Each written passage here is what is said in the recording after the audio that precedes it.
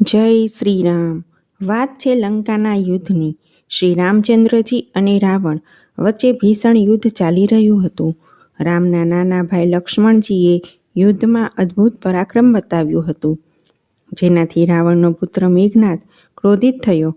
મેઘનાથે પોતાની માયાવી શક્તિનો ઉપયોગ કરીને લક્ષ્મણજી પર એક શક્તિશાળી બાણ શક્તિનો પ્રહાર કર્યો.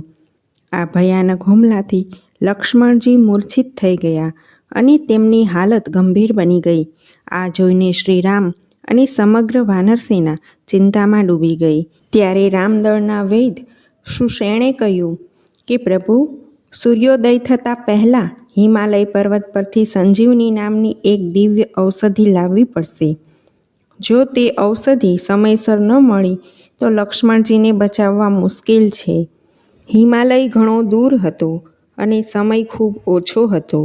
આ અશક્ય લાગતું કાર્ય ફક્ત એક જ યોદ્ધા કરી શકે તેમ હતા, પવનપુત્ર હનુમાન.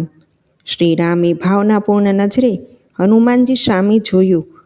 હનુમાનજીએ રામનો સંકેત સમજ્યો અને એક પળનો પણ વિલંબ કર્યા વગર તેમણે એક વિશાળ સ્વરૂપ ધારણ કર્યું અને જય શ્રી રામનો નાદ કરીને તેઓ પવનની ગતિએ હિમાલય તરફ ઉડ્યા. હિમાલય પહોંચ્યા પછી હનુમાનજીએ જોયું કે આખો પર્વત દિવ્ય વનસ્પતિઓથી ભરેલો હતો. વૈદ્ય સુષેણે જે સંજીવની બુટીનું વર્ણન કર્યું હતું તે હનુમાનજી ઓળખી શક્યા નહીં. સમય વેડફાય તેમ નહોતો. સૂર્યોદય થવામાં થોડો જ સમય બાકી હતો.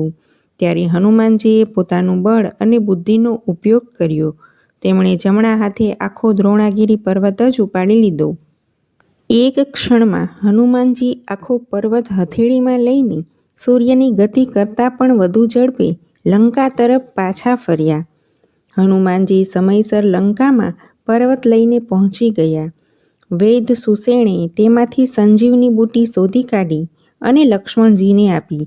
ઔષધિના સ્પર્શથી જ લક્ષ્મણજી જાગૃત થઈ ગયા. હનુમાનજીના આ અદ્વિતીય પરાક્રમથી શ્રી રામચંદ્રજી ખૂબ જ પ્રસન્ન થયા અને તેમણે હનુમાનજીને હૃદયથી ભેટ્યા. આ જ કારણ છે કે આજે પણ હનુમાનજીને શક્તિ, ભક્તિ અને સેવાનું સર્વશ્રેષ્ઠ પ્રતીક માનવામાં આવે છે. બોલો પવનપુત્ર હનુમાનજી કી જય.